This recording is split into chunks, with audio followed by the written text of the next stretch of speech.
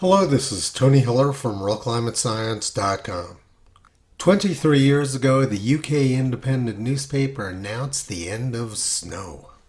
That paper was founded by Boris Johnson's father-in-law and has devoted a lot of the last few decades to spreading misinformation about climate. Their prediction didn't do very well. The amount of snow mass on Earth right now is at an all-time record high. This graph is from the Finnish Meteorological Institute. And Environment Canada shows the same thing, all-time record high amounts of snow on Earth right now. By the end of this week, Squaw Valley, California will have received more than 50 feet of snow for the season. A little over a year ago, the Los Angeles Times announced the end of snow in California.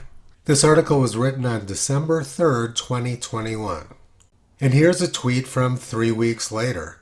December 2021 was the snowiest December on record in California. Of course, there was no mea culpa or retraction from the Los Angeles Times, who just doubles down on the same lies over and over again. And of course, they're not alone. 9 years ago, the New York Times also announced the end of snow. There's never been any evidence for this barrage of misinformation from major newspapers like the New York Times, the Independent, and the Los Angeles Times. Autumn and winter snow cover has been steadily increasing for the past 60 years. And it's the same story in the Southern Hemisphere. In 2012, the Australian announced the end of snow in Australia by the year 2020. In 2017, the Sydney Morning Herald announced the same thing. The end of skiing in Australia. In 2020, Australian Geographic magazine announced the end of snow in Australia as well.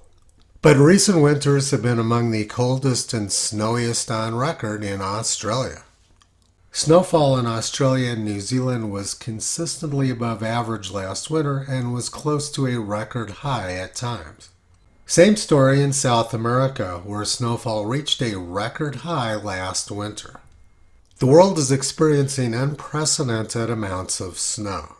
They're even getting snow in subtropical resorts like Mallorca, Spain. The ski area at Flagstaff, Arizona has received more than 320 inches of snow so far this winter, with their snowiest month still ahead. Yet the press continues their seemingly endless climate disinformation campaign.